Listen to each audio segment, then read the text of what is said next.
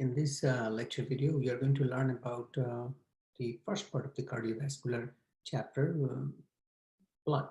Okay, so let me get the PowerPoint slide and then we can begin.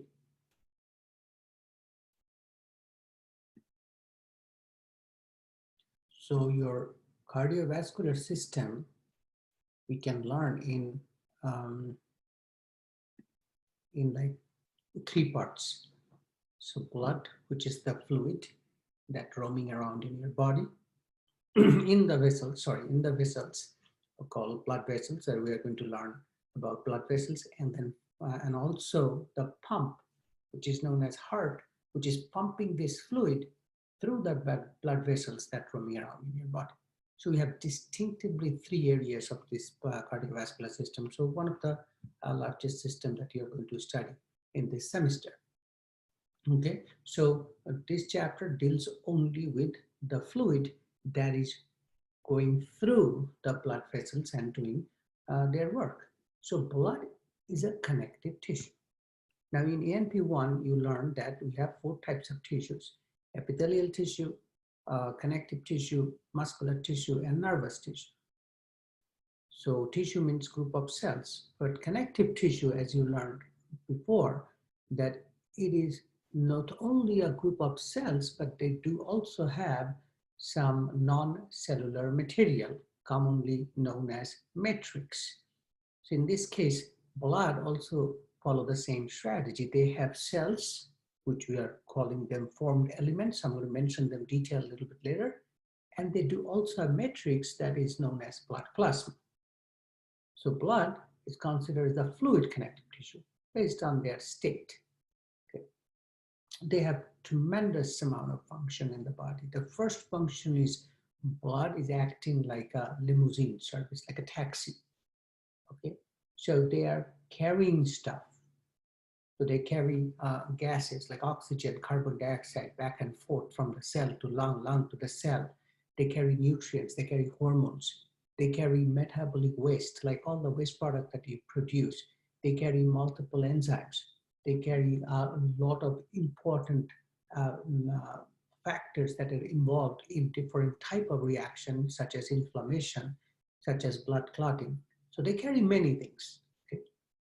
They also regulate certain things. So they regulate the blood pH. And they regulate the electrolyte balance in the body, like in ionic composition, like how much sodium, how much potassium, how much calcium you will have, how much bicarb, how much chloride and you will have. All these things they regulate. Okay, so they regulate in conjunction with the kidney, like what to keep, what to let go. So that we are going to learn a little bit more in the urinary system as well. Then they restrict the fluid loss. What does that mean? Blood clotting. We all know that when you get a cut in the blood vessels, the blood clot after some time, so that does not allow the liquid to go out of your body. Because remember, it's a closed circulation. We have a closed circulation in the body, so that they don't allow liquid to go outside. Okay, we have a fixed amount of blood. Yeah, we're making it every day, we're replenishing it, but we don't want to lose it. So blood clotting is the one. Defending the body. So blood contains, let's say, for example, white blood cells. They defend your body. So they defend your body against toxins, against pathogens. Okay, blood has blood can carry inflammation. You're going to learn an immune system. That's also one way to defend the body. Blood contains a lot of antibodies which work against antigen, defend your body. So defense, more detailed mechanism we are going to cover in immune system class. And finally, by distributing the heat that mostly muscle, let's say, produce, or a different other chemical reaction that produce heat, by distributing them throughout your body, blood is controlling your body temperature. So they regulate the body temperature by redistributing the heat, or sometimes they absorb the heat. So blood has a lot of roles. So how we are going to approach this chapter? We are going to learn that what is in the blood. So like composition of blood. So once we know the composition of blood, and then we are going to approach individually. Like these are the cells in the blood, these are the proteins in the blood. So what are these things does? What are these things that? And then we are going to talk about like how we produce blood cells in the body. And we're going to talk about blood clotting a little bit separately, and we're going to talk about blood typing. Okay. So that's basically the entire chapter. So blood, as I said, it's a connective tissue. It has two parts. So the liquid part, the fluid part is, or matrix, in this case, is called plasma. So blood plasma is like a straw color, like a light yellowish color, or like towards the clearish side of a liquid. And formed elements, basically these are cell and cell fragments. That's why we call formed elements, because some of them are not technically cell. They have like a fragment of a cell, like platelets. So they have just a membrane bound structure. So we call them formed elements. They are called red blood cell or erythrocytes. You should know both the names. Red blood cell, RBC, or erythrocyte. Erythro means red. Cyte means cell. Erythrocyte, red cell.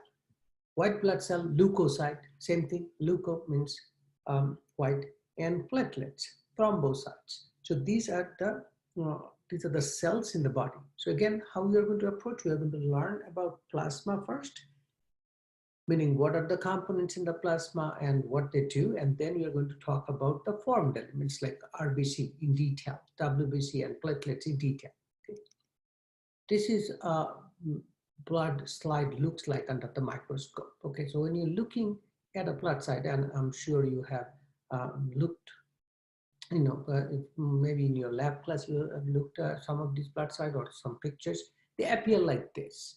Okay, so these are millions of those red blood cells. Those are tiny donut-shaped bubble without nucleus. And the little bit larger cells with the nucleus, those are WBC. In our body, we have different type of WBC. We're going to talk about that later on.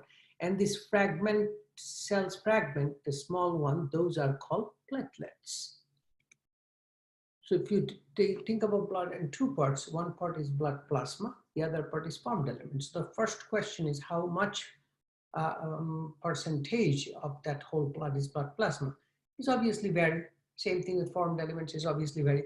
So plasma is approximately like 46 to 63%. Formed elements is like 37 to 54%. Instead of memorizing those, the range, or what we can do, we can go to the middle. Like we have approximately 55% plasma, approximately 45% of the blood cells or formed elements. So your plasma is slightly more than 50% in the blood. Now in the plasma, we have 92% water. So plasma constitute mostly of water, and they have approximately 7% of protein, different types of protein, and 1% other molecules. So when you say others, other could be electrolytes, let's say sodium, potassium, calcium, phosphate, sulfate, bicarbonate, chloride, magnesium, any kind of electrolyte or ions that you can think in your body. They can have organic nutrients, they can have organic waste. So they can have urea, uric acid, those are waste. They can have nutrients like, like a lot of, like glucose, for example, the carbohydrate that you eat, glucose, lipids, different type of lipids, okay, amino acids, cholesterol, all these things, and even hormones, and all these things could be in that other nutrients, okay. Obviously, it's not possible to memorize all the word, like names, but just to get an idea what other solute means is good. Now, coming back to protein, we are going to focus on three major protein that in the plasma, although technically, most books divide them into four different type of protein. So albumin, which is the most abundant, 60% of the protein concentration is albumin, then globulin, which is approximately 35%, and then fibrinogen is approximately 4 to 5%. Now, the remaining 1%, we categorize them as like a regulatory proteins. What that does mean, meaning technically some enzyme, the enzymes are protein, most enzymes are protein, technically most proenzymes are protein, technically some hormones are protein, and they are in the blood plasma. So we can consider that as a group of protein, but they're less than 1%. So we are going to focus now like albumin, globulin, fibrinogen. Those are the three major variety of protein proteins in the plasma and what their function. So the most abundant is the albumin. So what their job is, their main job, they have like two functions mainly. One is they can maintain the viscosity and osmolarity of the blood. So they are the main contributor to the viscosity and osmolarity. And they also carry stuff, meaning they are responsible for transporting a lot of molecules. Okay, so their albumin has two major functions. One is to help transporting other molecules. Two, maintain the viscosity and osmolarity. So what is viscosity and osmolarity? It's basically, in simple word, how thick should be your blood. That maintained by albumins. Okay, so albumins, like if your blood is too thin, like water, they will flow too quickly. So they will, remember, when blood flows through the capillary, like a narrow blood vessels, those from molecules from blood that goes into the cells, into the tissues, so that they can receive the nutrients and they get back the waste product. That is like osmolarity. So based on the osmolarity, those things, molecules can travel back and forth outside the blood vessel, coming into the blood vessels. And viscosity is like how thick your blood is. So if it is, as I said, is too thin as water, it's going to move too fast. Or if it is too thick as, let's say, honey or like mineral oil, it will move too slow. So we need to have a little bit of viscosity, like it cannot be as thin as water, but it cannot be as thick as honey. So that maintenance is by albumins. Okay. And obviously albumin transport like different lipids, different hormones. Albumin is a great transporter. Globulins, the second largest variety. Globulins, different type. They are according to their structure. They're like alpha globulin, beta globulin, and gamma globulin. What alpha beta does is same as albumin, meaning they involve in transportation. They can transport lipid, they can transport metal ions, etc. Okay, what gamma globulin are, they are the basically antibodies. So they are the antibodies that actually work against the antigen. So they help defend your body. Okay, detailed structure about gamma globulins, how they produce, how they work, we're going to learn in the immune system. Right here, we just need to know that gamma globulins, one of the globulins that provide defense for your body. And alpha beta, they transport. Finally, the fibrinogen, the protein that is responsible for blood clotting. So we are going to learn blood clot in detail later on in this chapter. So blood clotting, one of the major player is fibrinogen. It is a very complex process. We are going to learn that at the end. Now, once it is clot, let's say that you collect the blood and it clots. If you remove that clot, the remaining fluid, we call that fluid serum. So serum is a remaining fluid when you remove, let's say, fibrinogen. So in the absence of fibrinogen, that's a protein, the one that is responsible for clot, the remainder of the plasma, we call it serum. It's very important for clinical use because it contains a lot of other molecules and other stuff that is useful, for example, antibodies, which is useful for a lot of clinical purposes. Now, if you look at the formed elements, the cells, okay, 45% of the blood is cells. In that cells, like red blood cell is like 99.9%. So they are the majority. And then like 0.1% is like platelets and white blood cells. So they're in thousands, while red blood cell is like millions. So like platelets average is like 250,000, like 130 to 400,000 approximately. So 250 average. And white blood cell in like 5,000, 3,000 to 5,000. Red blood cells in millions, like 4 to 6 million per microliter of blood. So they're a lot. Okay. That is why it appears, the blood appears red, because they are the majority. So before we go into the individual like cells, like red blood cell, white blood cell, platelets, what they do, let's talk about a little bit of like how blood is produced. So every single day, the blood is being produced. Like 400 billion of platelets, 200 billion of RBC, 10 billion of WBC every day we're producing, because the rest is being recycled. So we are recycling the other and producing them. The production of this blood, particularly the formed elements, like all the blood cells, is called hemopoiesis.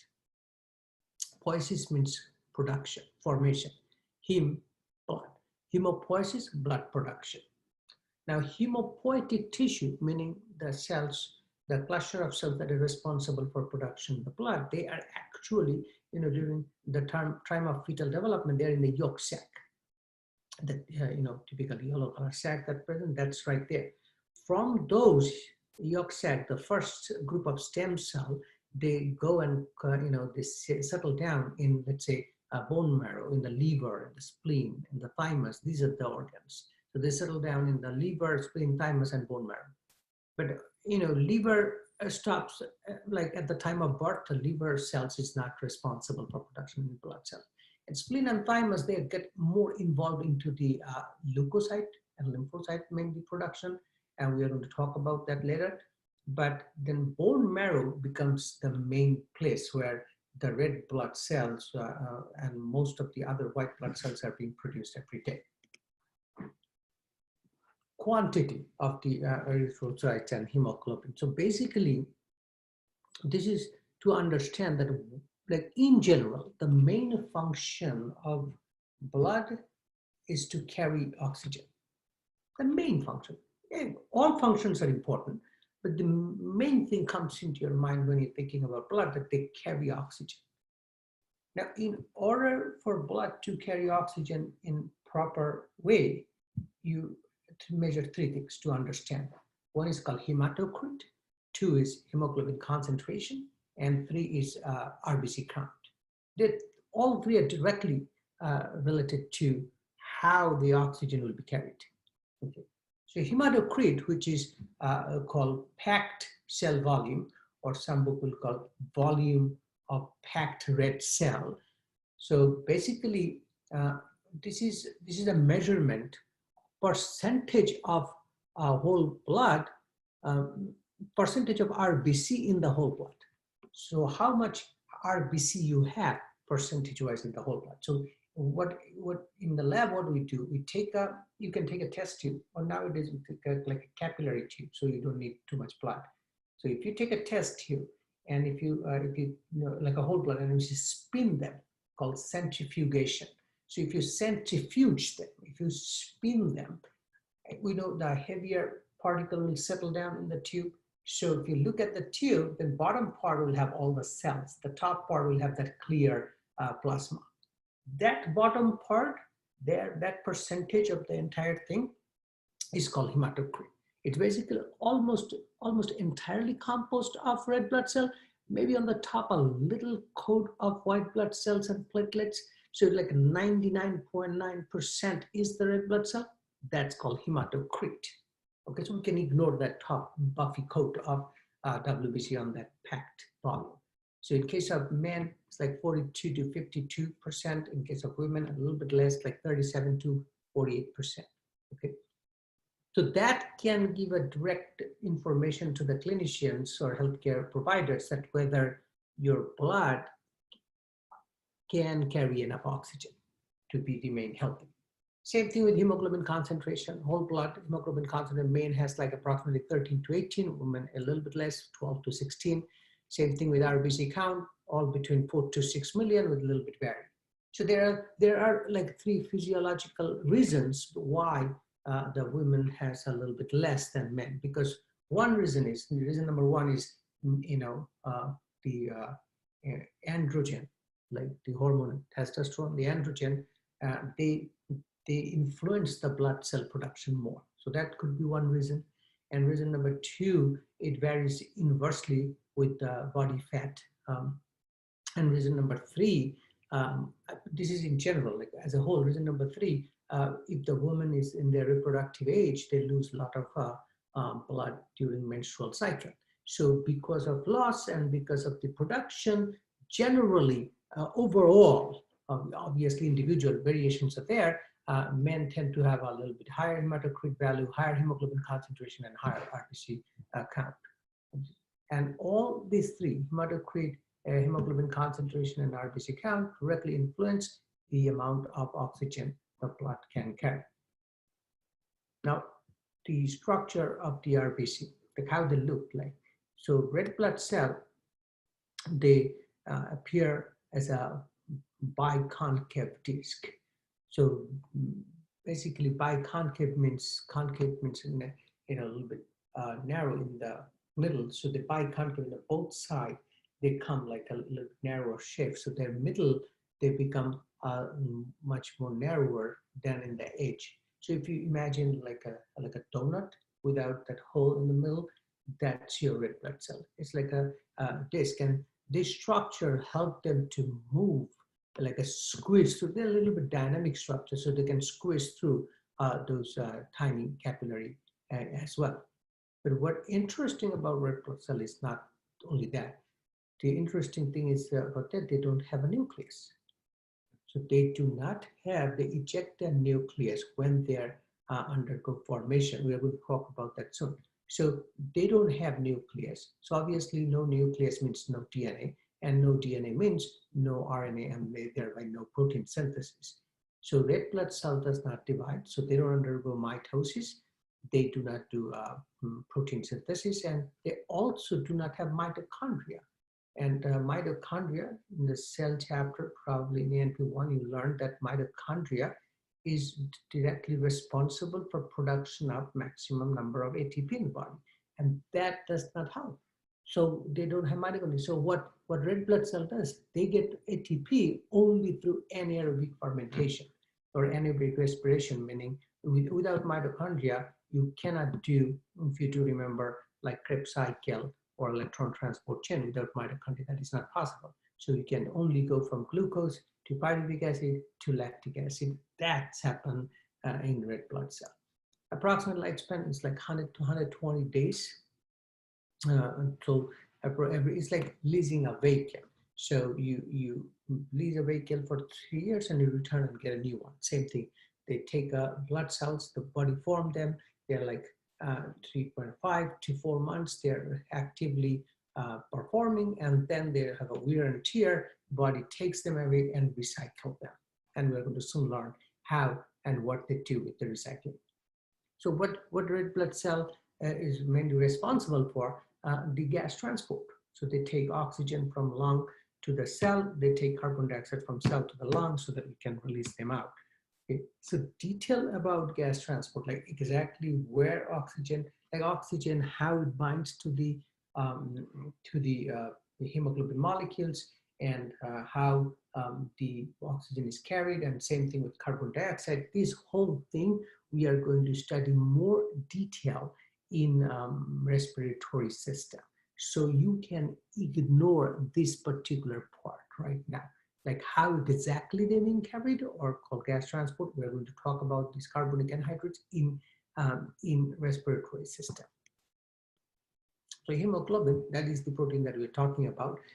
So your red blood cell is kind of like a packet full of hemoglobin. So it's technically, a red blood cell is a packet that is completely composed of, let's say, hemoglobin, because they don't have nucleus, they don't have mitochondria. So they are like a packet of hemoglobin molecules. They have like 250 to 280 million hemoglobin can be packed in a red blood cell. So now, what is hemoglobin molecule? Hemoglobin molecule consists of 4 polypeptide chains. We know the protein molecules are nothing but polypeptide chain. They have 4 of them. 2 chain we call alpha, 2 chain we call beta. That's a typical normal adult hemoglobin. Okay, there is a slight variation in the fetal hemoglobin. So fetal hemoglobin, instead of 2 beta chains, they have 2 gamma chains. So beta and gamma, they're almost same, only gamma chains, the hemoglobin with gamma chains, which are called fetal hemoglobin, can have a little bit more attraction towards the oxygen. So that's why they can literally, like if you think about the word snatching, they snatch the oxygen from the mother's, so the fetus can take the oxygen away from mother's blood to them. So each adult hemoglobin, they have like 4 polypeptide chain, 2 alpha and 2 beta. Now this is important, at the end of each chain. So in this picture, like there are two alpha chain. This blue color one is alpha, and the golden color one, that's beta. So at the end of each chain, this red star, that's a molecule, that's a moiety. That's not a protein moiety. That's a non-protein moiety, which looks like this huge organic molecule. And at the center, they have an iron atom. The iron atom, ferrous, the iron atom right at the center. So oxygen literally binds to this iron atom. So each iron atom can bind one oxygen molecule. So technically speaking, one hemoglobin molecule then bind with 4 oxygen molecules. And if we have 280 million hemoglobin in a red blood cell, so individually each red blood cell can carry 1 billion molecule of oxygen. So it's a great carrier of oxygen that helps our body to maintain the demands. Okay. So bottom line is, what makes hemoglobin? A hemoglobin molecule consists of 4 protein chain plus 4 heme group. 4 protein chains, 2 of them alpha, 2 of them beta, the normal adult, and 4 heme group attached to all 4 protein chains. Those heme group contain iron. That's the structure of the hemoglobin. Now, obviously, when we're talking about oxygen carrying capacity, what happens if we cannot carry enough oxygen? So if we cannot carry enough oxygen, so we cannot meet the demand of oxygen, so oxygen carrying capacity is reduced. We call that a condition anemia. N means like without, so M means blood, yeah means like condition. So it's anemia, like kind of like you have less contributors so that you cannot carry oxygen. Now it can happen simply, just if we think simple logic, it can happen either you have a less red blood cell because you're not producing enough, or you have less hemoglobin, like which you're not producing enough hemoglobin. So less production can cause the problem. 2, loss can cause the problem. Let's say you have enough blood, but you're losing too much. Even the menstrual loss could be. So it's the hemorrhagic. So you're losing that. Or number 3 is destruction. You're not losing, but you are destroying them. Okay, some kind of disease can causing the destruction of the number of blood cells or the protein, whatnot, and that can cause the anemia.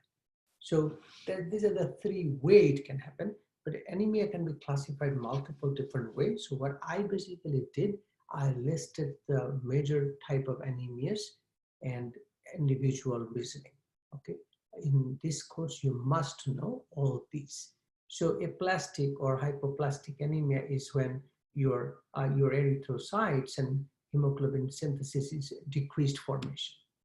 So we don't make it any. So basically what happens results from defective bone marrow because of radiation, like nuclear radiation, toxin, drug use. All these things can cause, even poison, that can cause the reduction of the production of those blood cells, which lead to anemia. Iron deficient anemia. We know we can use iron to make a heme group. If we do not make a heme group, we cannot make a hemoglobin. So obviously we'll have a deficiency in iron can lead to anemia. Pernicious anemia, deficiency of vitamin B2, B12. The deficiency of vitamin B12, what happens is vitamin B12 is essential for DNA synthesis and all this production of the blood, that molecular level. So vitamin B12 is necessary. But in vitamin B12, when we absorb from food. We don't make vitamins in the body, we take from food. When you eat food, your stomach secretes a factor called intrinsic factor. That factor helps to absorb vitamin B12. So if you don't have that factor, if you lack with the intrinsic factor for any reason, it could be autoimmune disease or it could be a genetic reason, that if you do not have that intrinsic factor, what are you going to have? You're going to have lack of vitamin B12, which will interfere in the blood production, thereby anemia. That's called pernicious anemia.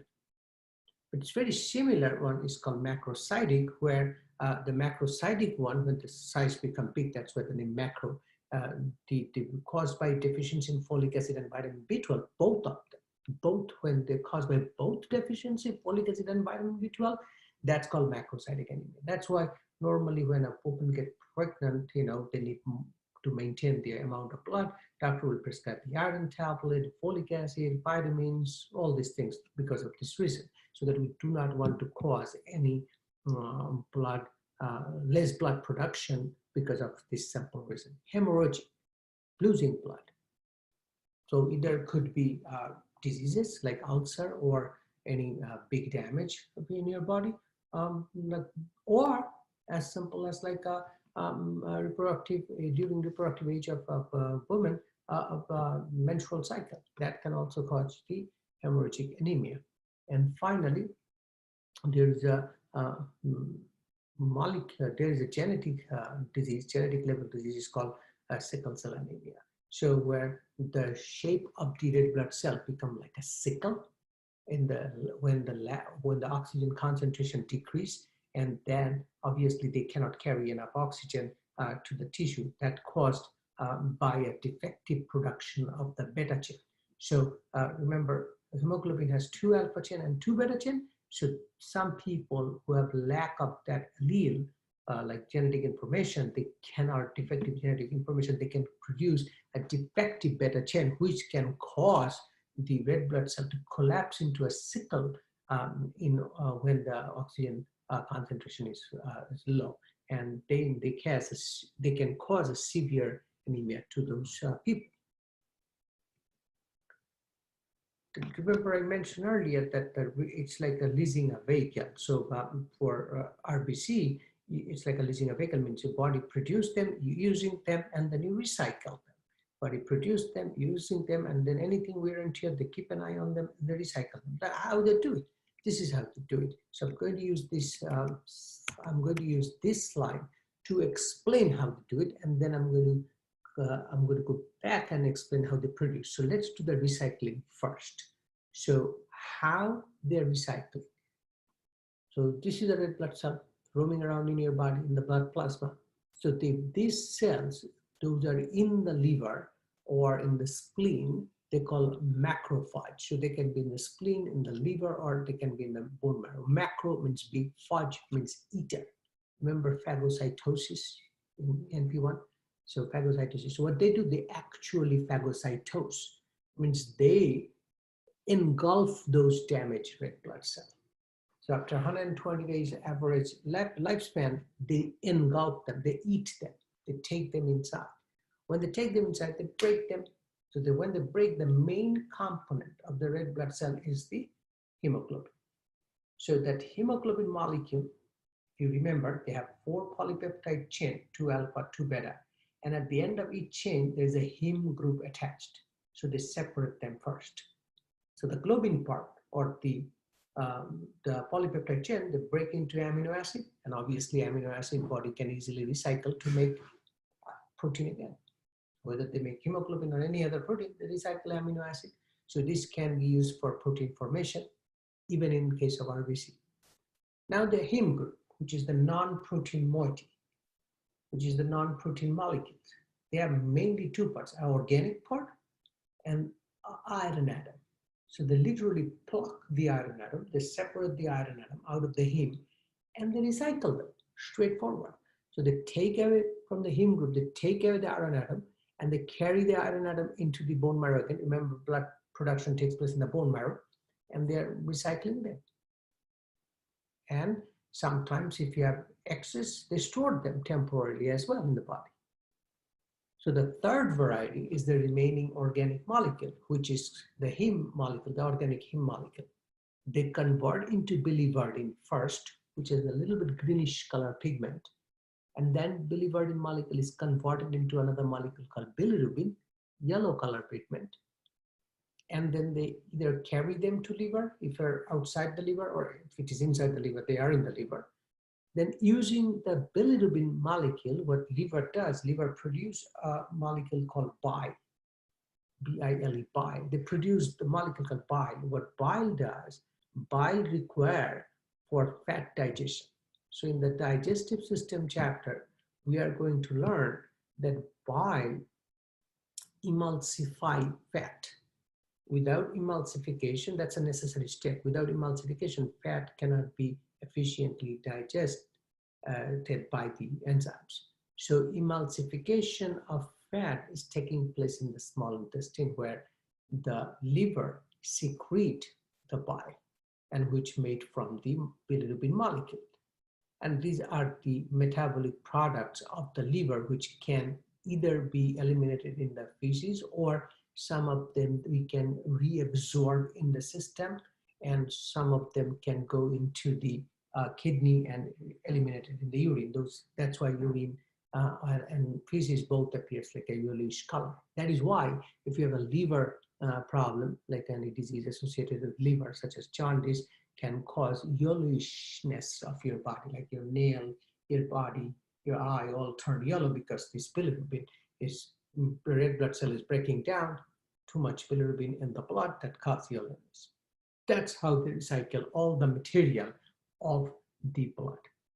So when the blood cell is under wear and tear, they're dying off after like their job is done after 100, 120 days, macrophage take them in, break them, amino acid, heme, amino acid recycle, heme, take out the iron, recycle, heme, change into biliverdin, biliverdin change into bilirubin, and then they transport. So bilirubin is the one that transport to the liver, and the liver use that bilirubin to make bile. Okay, detailed function in the digestive region that I just mentioned, we are going to repeat that in the digestive system again. But when they transport the iron, the protein that does the job called transferrin. So the protein that transport is the one called transferrin. And when you have excess iron, body store them. They just don't throw them out. They store them. They store them by the protein called ferritin and hemosiderin. Okay, so iron is removed from the heme and then transported. The one that transporting is called transferrin. The protein that storing them in the liver or in the spleen, the storing them is called ferritin and hemosiderin. We don't want to throw them because we may need them in future. So that's how the erythrocyte is being recycled in the body. So let's go back one more time. So when we talk about the lifespan and circulation, the average lifespan is approximately 120 days. They replaced before they break down, called hemolysis, and we now know how they did it. They stripped the iron, they converted biliverdin, and then to bilirubin, then take it to the liver, and we did the whole thing. So iron is recycled and excess is stored. Production. So how we produce them? We produce them in bone marrow, mentioned earlier. So how we produce them? The method is called, once again, hemopoiesis. Poiesis means production, and heme, the word came from blood. So blood cell production begins with the hemopoietic tissues. So the stem cell that they produce we call hemocytoblast, and that produce two line of stem cells. One is called myeloid stem cell. The other one is called lymphoid stem cell. So myeloid, myle means bone marrow, and lymphoid is the lymphoid organ. So myeloid stem cell, which is happening in the bone marrow, is the parental cell that's going to produce the RBC. And lymphoid stem cell mostly responsible for lymphocyte that we're going to mention later on. Okay, now this is the one we are interested right now. So from myeloid stem cell, so hemopoietic stem cell, then myeloid stem cell. From myeloid stem cell, they produce the erythrocyte. That phenomena, that part, we call erythropoiesis. Erythropoiesis, red blood cell production. Erythropoiesis is regulated, or you can say they speed up the process by a hormone called erythropoietin, EPO. In short, that erythropoietin is a hormone that produced by kidney. So in the endocrine system, we learned that kidney is one of the gland as well, and they secrete hormone. So one of the hormones called erythropoietin, in short EPO, which regulate the erythropoiesis, the production of the red blood cell. Now, what is the production? So from myeloid stem cell, so from hemopoietic tissue or hemocytoblast, we have myeloid stem cell. That myeloid stem cell produce proerythroblast. That proerythroblast then convert into erythroblast, and then basophilic erythroblast, and then polychromatophilic erythroblast, and then polychromatophilic erythroblast become normal blast. At that stage, when they're normal blast, they eject the nucleus. We don't need that nucleus anymore. Whatever protein they made, they already made it, or their process of making from the mRNA that they produced. So they don't need the nucleus. So they throw them out. So we don't need the nucleus, so they throw that nucleus out, they become reticulocyte. So normal blast is the stage when they throw the nucleus out, they become reticulocyte. That reticulocyte come into the circulation. That from the bone marrow, they come into the circulation, and within approximately like 24 hours, they become like a mature red blood cell. So you got to know these series of steps. So from proerythroblast, different stages of erythroblast. The first one is basophilic erythroblast, then polychromatophilic erythroblast, then normal blast. At the normal blast stage, boom, they eject the nucleus. What they become? They become reticulocyte. Once they become reticulocyte, they can come into the circulation. They have produced enough hemoglobin molecule, or they're in the production of, from the mRNA they already produced, and then they become mature red blood cell within like 24 hours. This is known as RBC production, or phenomena called erythropoiesis, regulated by a hormone called erythropoietin. The erythropoietin is produced by a gland, kidney. We already know the recycling, then we are going to go into the leukocyte.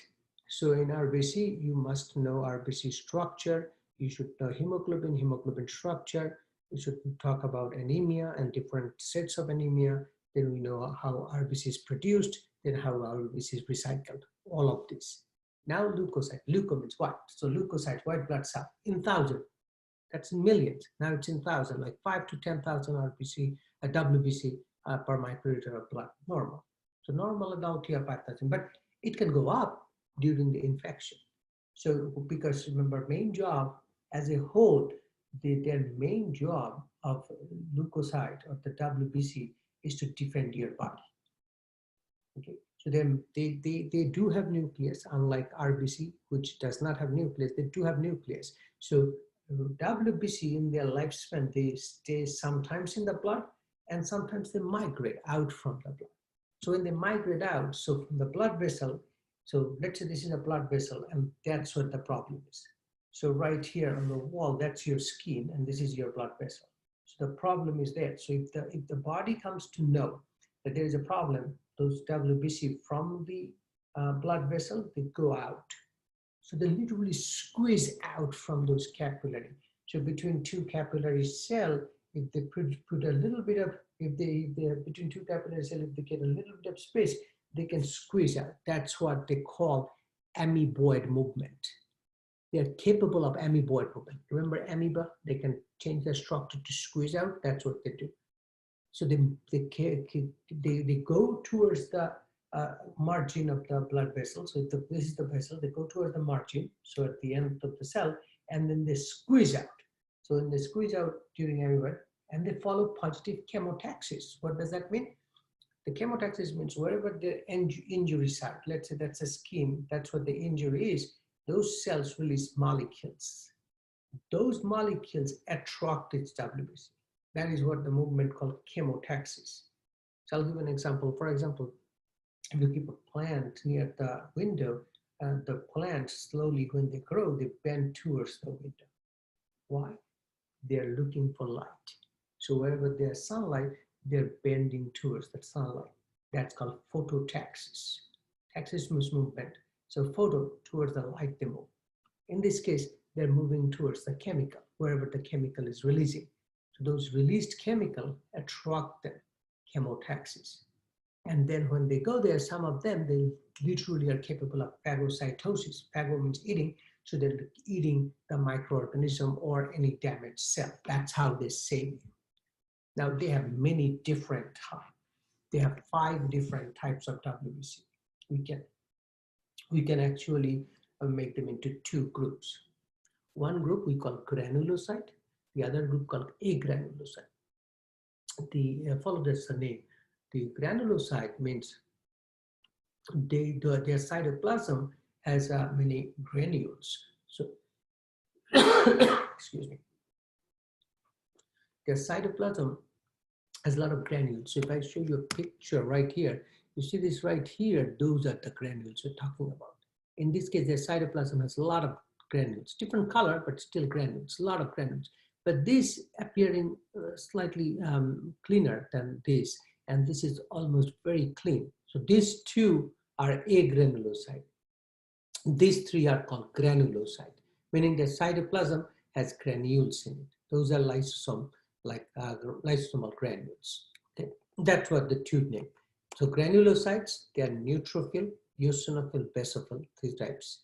Agranulocyte, two types, lymphocyte and monocyte. Now one more time, let's go back to this picture. So in neutrophil, eosinophil, and basophil, these three are granulocyte. The monocyte and lymphocyte, these two are agranulocyte because they don't have granule. Now, even if you focus the word like neutrophil, eosinophil, and basophil, so what happens is their cytoplasm of these cells, their cytoplasm has the philicity, the liking towards something. So this you can figure out easily. Basophil, meaning their cytoplasm is basic. So they take the basic dye, basophil. Their cytoplasm is acidic. The dye itself called eosine, that's why it's called eosinophil. Some book may refer to them as acidophil. This is basophil, this is acidophil.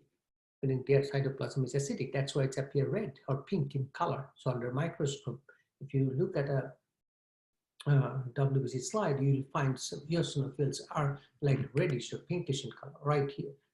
This one, this one, like pinkish in color. This is another picture just to show you. Probably this is more real life than this is a little bit exaggerated color here, but still they appear like this. Neutrophil, their cytoplasm is neutral, neither basic nor acidic, neutral. They are going to appear like obviously neither pink nor like blue. They are kind of in between. That's one difference. The second is this nucleus is a little bit different shape. So when you look at all the 5 cells under the microscope, if you see a fragmented nucleus, by the way, this is one nucleus. They're connected individually. That's why they're like a fragmented. It's not nuclei.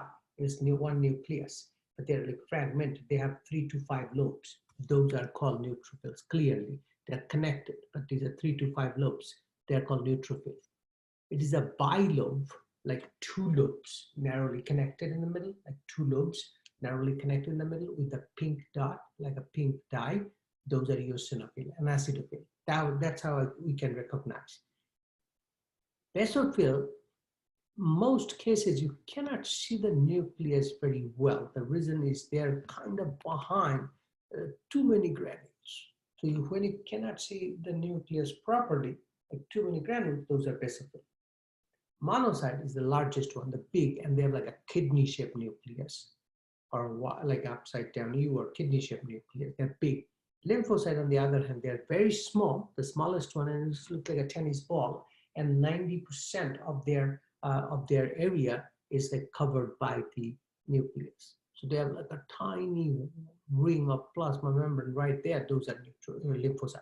So these are the 5 variety of WBC. So when a clinician taking your blood and counting like your blood, they are actually figuring out how many neutrophils you have, how many eosinophils you have, how many basophil, how many monocyte and lymphocyte. That gives us a direct information that what may going inside your body.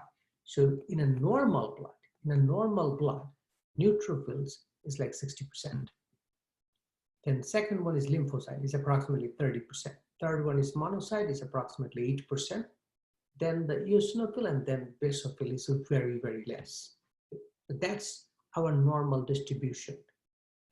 So it was an old mnemonic like N, so that's high. So never let monkey eat bananas. So never let monkey eat bananas. Neutrophil, lymphocyte, monocyte, eosinophil, basophil. That's their distribution. Now, if that change that is not fixed, that can change based on your infection. So let's say you get infected with some virus or bacteria or some other pathogen or whatnot, that will change. So based on that, like, like 2-page detailed discussion of your book. So I would give you this suggestion: read one time of your book and then go back to this particular slide and read them like 5-6 times to understand each one what they do. So the neutrophils, they're responsible mainly for like bacterial infection. So, and eosinophil, that's like a lot of allergens, like allergy time.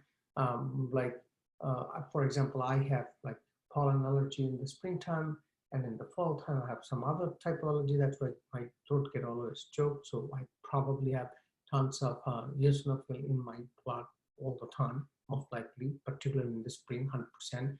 Then basophil, they are increased in number of the chicken pox, sinusitis, diabetes, and lymphocyte.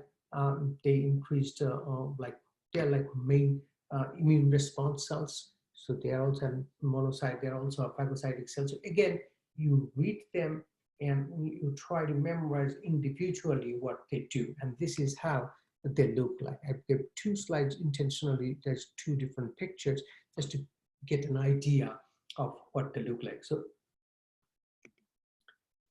leukopoiesis, production of the white blood cells. Remember, hemopoiesis is the production of blood cells. Is 2 different ones: erythropoiesis, leukopoiesis. So erythropoiesis does it from myeloid stem cell. Leukopoiesis, they also do it from pluripotent stem cells. So some of them are called myoblast, some of them are called monoblast, and some of them are called lymphoblast. They are technically known as like CFU, colony forming unit. The colony forming unit, meaning they do a separate set of cells. Okay, in your book, you may have a nice chart to explain which one goes where, but here you have to memorize that myeloblast, they form neutrophil, eosinophil, basophil. Monoblast, so myelo means they're mainly in the bone marrow. Monoblast, they form monocyte. Lymphoblast, they produce lymphocytes. Okay. Without going very detailed, this is what you have to memorize. Platelets. Platelets technically is not a cell because it's like a fragment. So megakaryocyte, mega means big, karyo, the word came from nucleus, and cyte means cells. So cells with a giant nucleus, let's say this big of a cell, they get fragmented. So they just blow up themselves, produce a lot of fragmentation. Those are platelets. They're like, appears like a flattened disc, and they're very small and fraction, and they're different sizes in their blood sphere. They circulate approximately like 9 to 12 days before their phagocytes remove them, but they have a main function. One of the major function is clotting. So blood, remember, we have a fixed amount of blood. We have an amount of blood, and we are replacing them, but we have that amount, like 4 to 6 liters. So let's say average 5 liters of blood, and they're roaming through all your blood vessels. Now, if you get a damaged blood vessel, blood will come out. You don't want to lose too much. If you lose too much, anemia is the first thing, and then obviously other things will kick down. Okay, because your brain is continuously depend on the nutrients. So if you don't have enough blood, you cannot supply nutrients to your brain. So you do not want that damage to continue. So these platelets come into the function first. They first try to clot, like create a platelet clot, which I'm going to describe a little bit later, and try to minimize that loss. So approximately you have 130 to 400,000. I mentioned earlier, this is micro. Something happened to the symbol. That's microliter of blood, not liter of blood. So they have microliter, like a drop, like 130 to 400,000 platelets per microliter of blood. Now the numbers. We talked about it. So there are certain words referring to the numbers. So the basic word is this: penia and cytosis. If you look at the word called penia, penia means deficiency or poor, cytosis more. So leukopenia, less number of WBC in your circulation for whatever reason. Leukocytosis, high number of WBC. So let's say you have infection, obviously you'll have leukocytosis, that's temporary. Thrombocytopenia, Deficiency in platelets, thrombocytosis, high in platelets. Same thing, erythrocytopenia, which is we also call anemia. That's another word, like deficiency in RBC. And erythrocytosis, which is also known as polycythemia. Polycythemia is basically poly means many, cyte means cell, hemia is blood cells. So we have many blood cells. We have polycythemia is basically excess RBC. And other than that, leukemia is the blood cancer. So leukemia is when you have a very high number of WBC. So let's say like 80,000. So when your WBC number skyrocket like 80,000, 90,000, that's blood cancer. That's when whole white blood cell, they're proliferating without any control. That blood cancer. Leukemia is the blood cancer. So leukopenia is a low blood WBC. Leukocytosis, a high WBC, could be regulated. But leukemia is the blood cancer. That's like when not only high, that's skyrocketed. So instead of 10, they're like more than 80,000. So that's what all the numbers are. So you should note that. Then final two things. One is like hemostasis, the blood clotting. The other one will be the blood typing. So blood clotting, very important factor. I already explained why, because we do not want to lose the blood. So it has three phases. So it's like your blood is like garden hose. So they're flowing through a pipeline. What is the first phase? It's called vascular phase. So what happened, let's say you are using garden hose to watering your plant. And if it leaked, what we do instantaneously before we run and close the faucet, we squeeze the hose just to minimize the loss.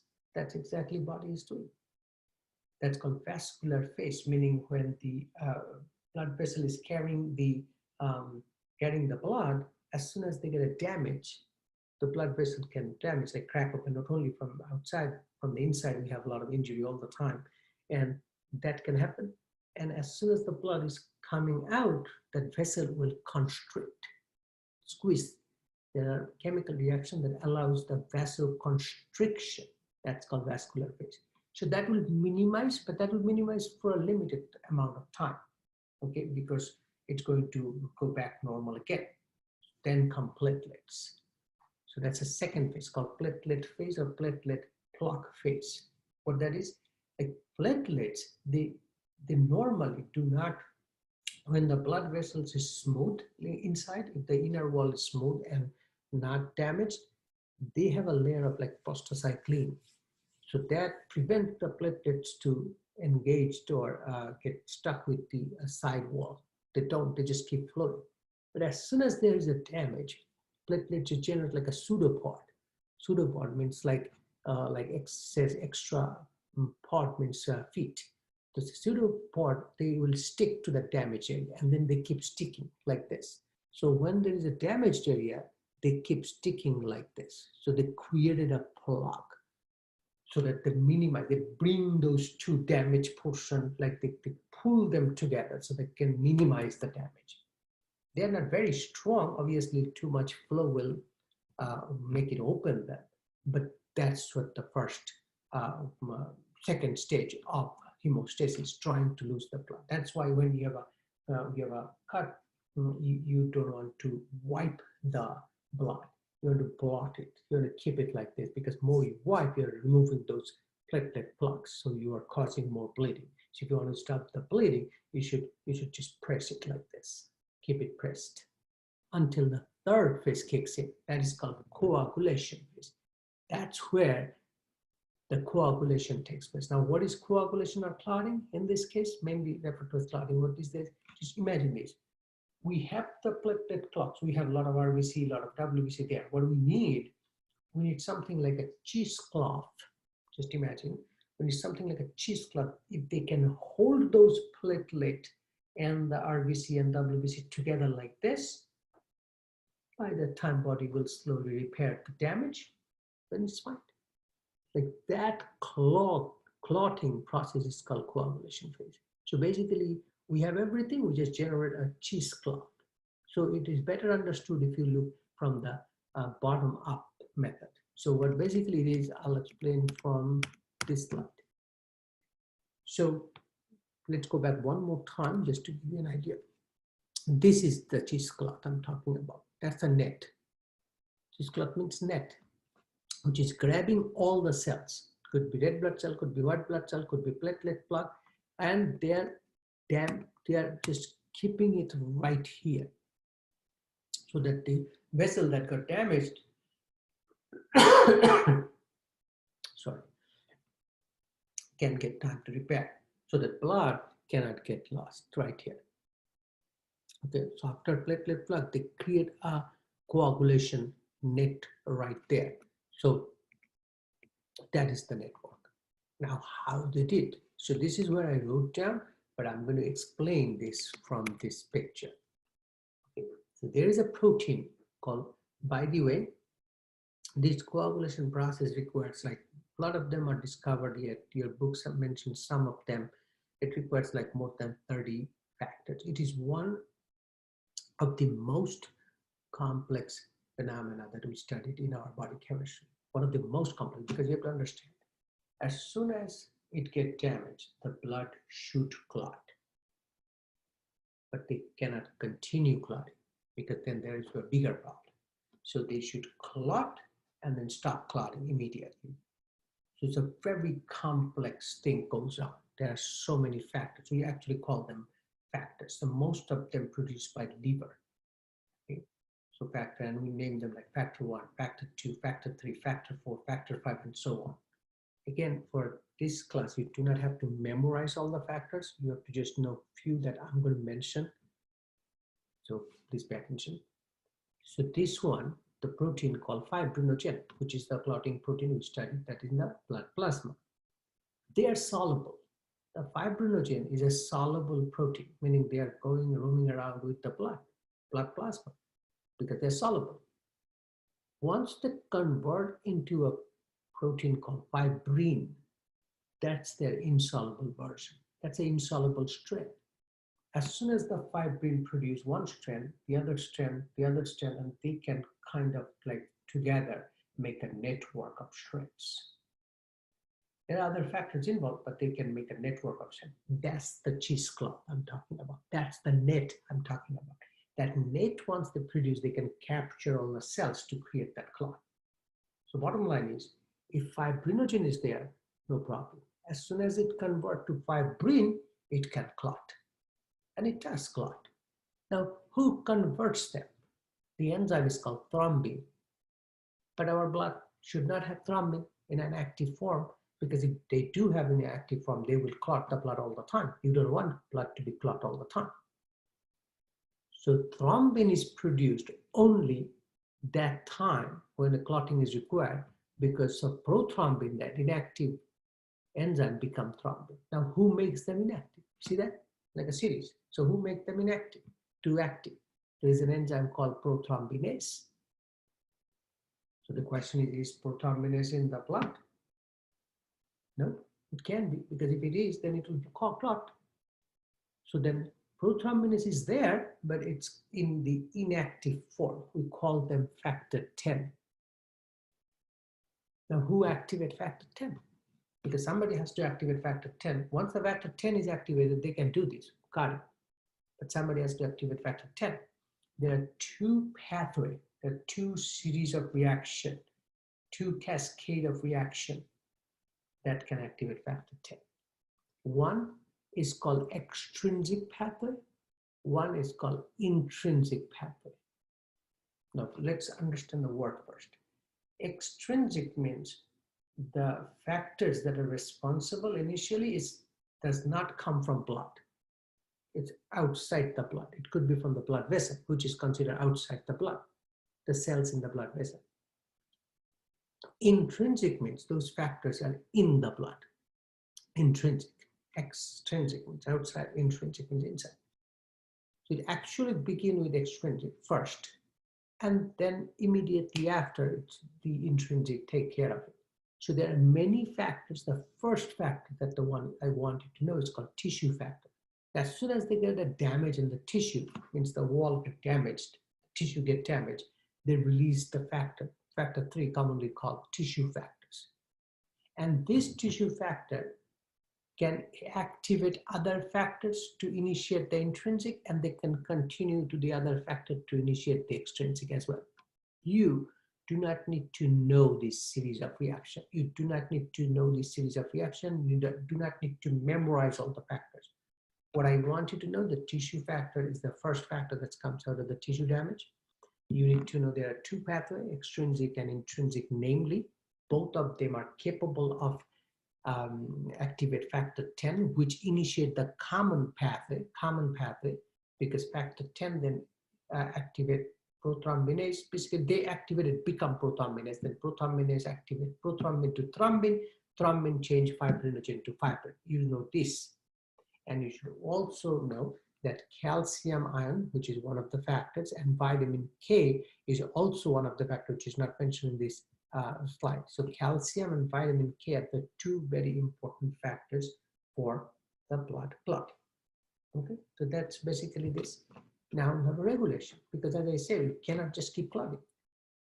The regulation is a lot of detail. Even in your book, they mention some of it. So what I did, I make it very simple. I make you remember just three components. Okay, antithrombin 3, heparin, and thrombomodulin. These are the three molecules that are directly involved. There are others. Don't go into that very detail. So antithrombin 3. So we know thrombin, the enzyme that convert fibrinogen to fibrin. So antithrombin. Follow the name, antithrombin 3. So antithrombin, they inhibit thrombin directly. So they're controlling the clotting. Heparin, they accelerate the antithrombin. So heparin is telling antithrombin, hey, can you stop the thrombin, so that they cannot make the fibrin. That's exactly what they're doing. Then there is a molecule called thrombomodulins. They are modulators. They inhibit several clotting factors, like different clotting factors that are involved, plus they stimulate an enzyme called plasmin. Okay. So what does plasmin? They convert from plasminogen to plasmin. What is that plasmin thing? It's called kallikrein, another name, which basically digests the fibrin strand. Remember, once the fibrin strands happen, they are like a clot. You don't want a big, huge chunk of clot inside your blood vessel. Why?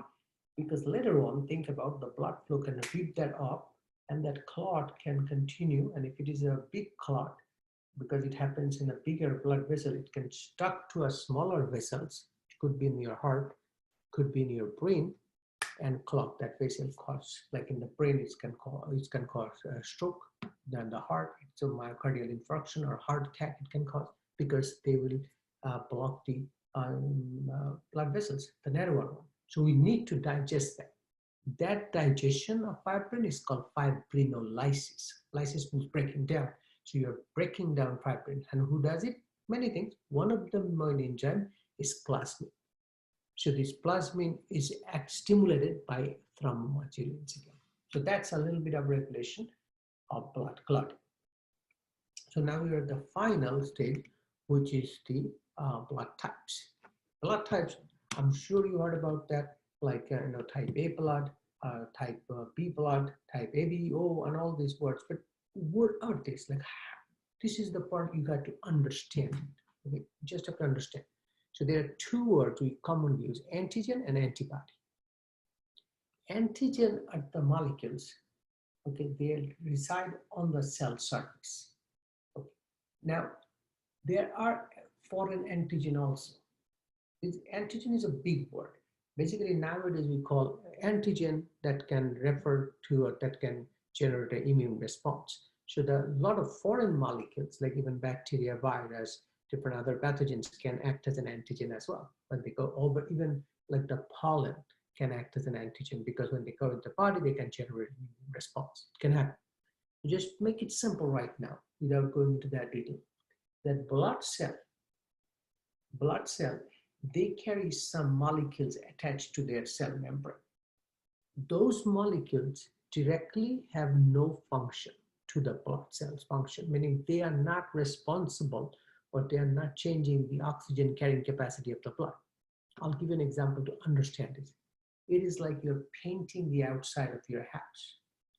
Now, let's say you and your friend or brother or mom or sister got a very identical house. next door to each other. And they're all like townhouses lined up, like 10 of them. And you bought one, you decided to paint outside the pink. Okay, that's a pink house. But that doesn't change the house because all the houses, same model, same design.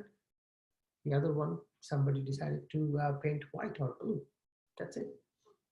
That's just identification, recognition. So those antigen molecule is just for recognition purpose. The other cell can recognize them. So if my cell has one particular variety, so I know, okay, pink house is my house. That kind of thing. So antigen, there are some antigen molecules. These are particularly glycolipids. They're attached to the red blood cell. Okay. Now the enzyme. Now the enzyme that are producing them are also controlled by the genes. So for those antigen need to be is the product of certain genes. So those are in your DNA. So based on your genetic information in your blood, you have certain type of antigen. That's what I want to say. Okay. On the other hand, antibodies are some protein molecules, that gamma globulin that we studied, that body produce. They have a series of process.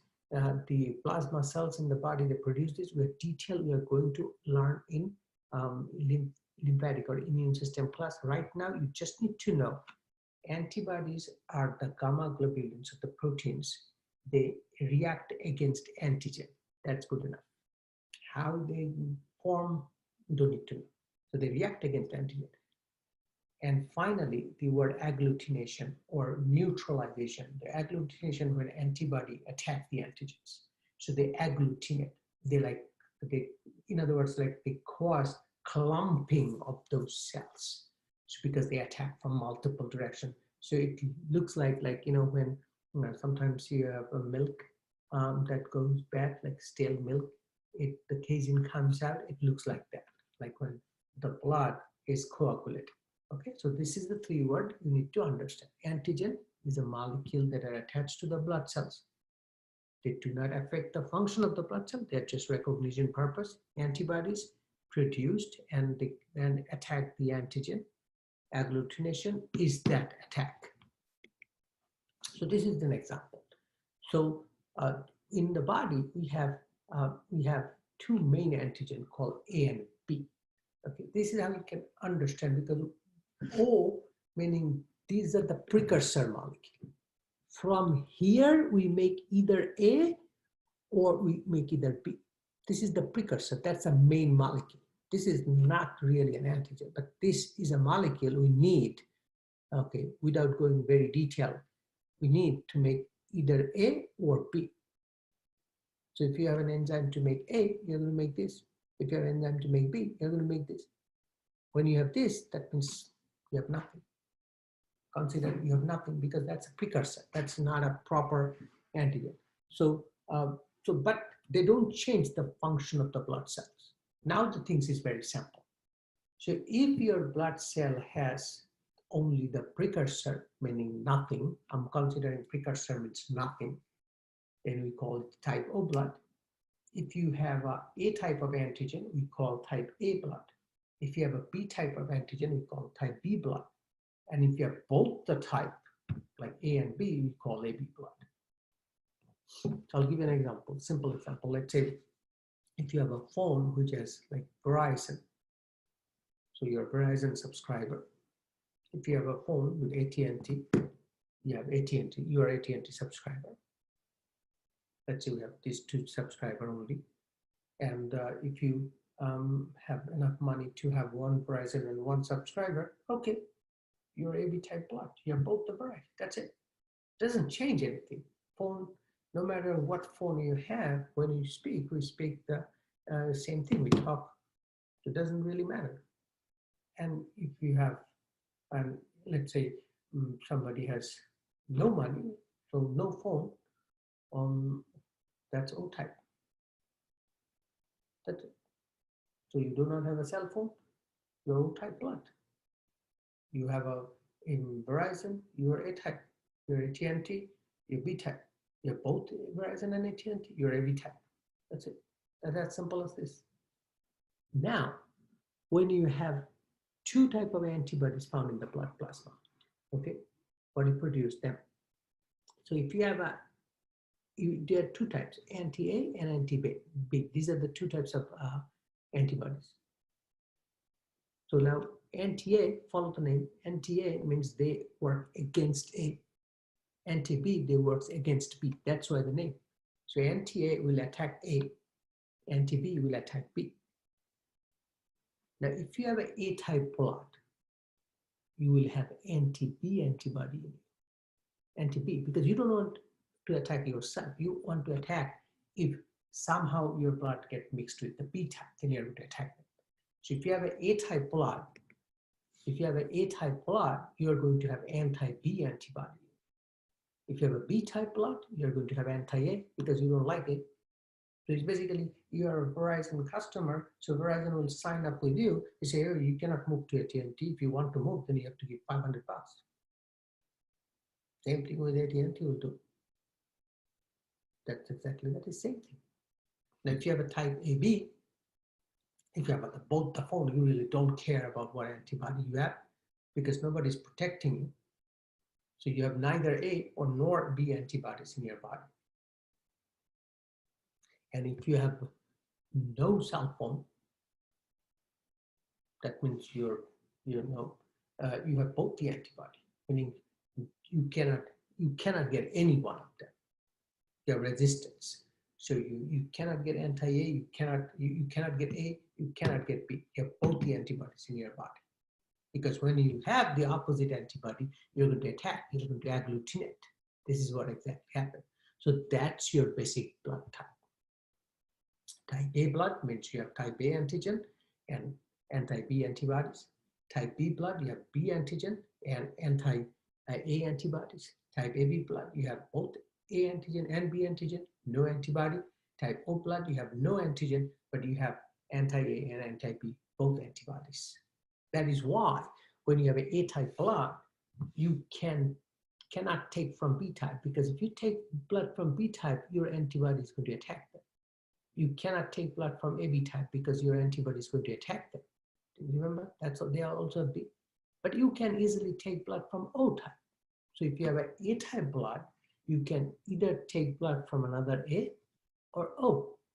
If you have a B type blood, you can take a blood from B or O because nobody is attacking O. And if you have an AB type blood, nobody can take from them. They can just take from themselves. And they can take from B, and they can take from A, and they can take from O. They can take from nobody can take them. They can take everyone because they don't have anything to attack. So they have neither anti-A nor anti-B antibodies. So they cannot attack them. That's why they are called universal acceptor. They accept everybody. On the other hand, O can only take from O because they have both the antibodies. So they don't like any other blood. So they can give to others. So they're universal donors. So O can give blood to everybody, but can receive only from O. AB can receive only from AB. Can give nobody, but can receive from anybody. Type B can only receive from B and O. Type A can only receive from A and O. So you have to write it down, and you have to understand this logic behind to understand what blood typing is. And finally, there is another antigen got discovered. It's called Rh factor. They discovered in a group of monkey called rhesus monkey. That's where the word is Rh came from. So there are multiple varieties. Out of them, the C variety, D variety, E variety, but D is the one that's more reactive. So that's why we call them either D antigen, or simply call Rh factor. So that's a third variety. Apart from A and B, now third variety, T-mobile. Either you have it or you don't have it. If you have it, we call positive. If you don't have it, we call negative. So let's say you have Verizon phone, as I give you examples. So go back to here. You have type A already, and on top of that you have T-Mobile. So we call them A positive. If you don't have the T-Mobile, we call them A negative. Same thing with AT&T subscriber. If you have it, we call B positive. If you don't have it, B negative. AB positive, AB negative. O positive, O negative. So finally, they can at least use the T-Mobile, O positive people. So ABO is a group, and then comes RH on top of it. RH is also known as D antigen. So some book will refer to as D antigen. So you can have two choices. Either you have or you don't have. If you have, your positive blood towards them. If you don't have, then you're negative. Most people have it. Like 85%, if I remember correctly, Caucasian people or 99% Asian people are positive. There are few in every group, they're negative blood, okay, meaning they don't have Rh factor. Now what happens is when you don't have Rh factor, those women, when they get pregnant, I'll come back to this 2 seconds later. When they get pregnant, those women, the first pregnancy, because the mother is Rh negative, so during the first pregnancy, let's say the baby is positive. If they're negative, that's not a problem. If they're positive, it could be A positive, could be B positive, could be AB positive, or could be O positive, any of them. Because normally the mother is A, pay attention to this one. The mother is A, forget about positive, negative. The mother is A, the question you have to ask yourself, can the baby be B? Because mother A blood means they have anti-B antibody. Can the baby be B? The answer is yes. Why? The answer to that question is anti-A and anti-B antibodies, they cannot cross placenta. So if they cannot cross placenta, they cannot attack the baby. So the baby is fine. But the problem comes when the mother is negative. Whatever, A, B, or O, doesn't matter, negative. What happened then? First pregnancy, not a problem, but during either the first pregnancy gets like some kind of abortion happens, or let's say during the regular delivery, when the placenta breaks, the mother's blood gets mixed with Rh factor. Now those Rh factor, when they get mixed with mother's now immune system is going to make anti-Rh antibody. So when these anti-D or anti-Rh antibody, anti-D is another name of Rh, is in the mother's body now. Now when they're pregnant for the second time, so not the first pregnancy, the second pregnancy, and the pregnancy for the second time, now Rh antibody, they can travel placenta, unfortunately. And if the baby is positive blood, if the baby is negative, it's not a big deal. If the baby is positive blood, those Rh is going to attack the baby's blood, and they cause severe anemia and a toxic brain syndrome. This phenomena we call hemolytic disease of newborn, HDN, hemolytic disease of newborn, HDN. So that's what happened when a Rh negative mother have a Rh positive fetus twice or more. Nowadays, obviously, so this is what exactly I said, they can cross placenta. Nowadays, normally it does not happen anything because there is an injection called ROGAM. They give the pregnant Rh negative woman. So basically what happened is immune system, when they generate antibody, they memorize it. We're going to learn in immune system chapter. In this case, before mother's body produce the antibody, because it takes some time, and they destroy it. So therefore, the mothers never, like as if the mothers never got infected, or I'm going to use the word infected, they never got mixed with the anti-Rh antibodies. Okay. Now going back one more time, right, this one, this is the normal drop of blood. The agglutination reaction that I was talking about, this is how we do the blood testing. So this is the normal blood sample. Now in the blood sample, let's say like this is, let's say, Mr. A, Mr. X, Y, Z, and P, like 4 people, different people. So you put all 3 drops here, and then you add anti-A serum, anti-B serum, and anti-RH serum. And you look for which one they reacted. And if they reacted to the anti-A and anti-RH, that means this blood sample has A antigen and RH antigen. So we call them A plus blood. Remember, having A antigen means A blood, having RH means plus, so A plus blood. Similarly, this antigen react with only B and RH, we call B positive blood. Then they reacted with all 3 of them, AB positive. This reacted none of them. None of them reacted, we call O negative. They neither have A, nor they have B, nor they have RH factors, called O negative. That's how we do the blood testing. So that is basically the entire chapter. So the blood chapter, you have to first go through the individual components. So as a whole, the blood and individual components as I described. So individually, you need to know what they do. So, and then first plasma, then you, obviously in the plasma, you look mostly, you talk about protein, and then you go to RBC, WBC, platelets. So in the RBC, you learn not only the structure of the RBC and hemoglobin, you also learn production of the RBC, recycling of the RBC, and detail about anemia. And then in WBC, you have 5 different types, 2 groups, granulocyte and agranulocyte, 5 different types. Not only you need to know the name, but also you need to know what individual one of them does. And please pay attention to the slide on that. And then platelets, same thing, they're responsible for blood clotting. And then finally, all the numbers like polycythemia, anemia, leukopenia, leukocytosis, leukemia, thrombocytosis, thrombocytopenia, all these things, numbers means go up and down, like what happened. And then comes your hemostasis, meaning blood clotting. You need to know the vascular phase, platelet phase, and coagulation phase, and finally blood typing. Okay, so read the book first, and then watch the lecture video with the PowerPoint slide, and then rewatch them, and that's it. Thank you.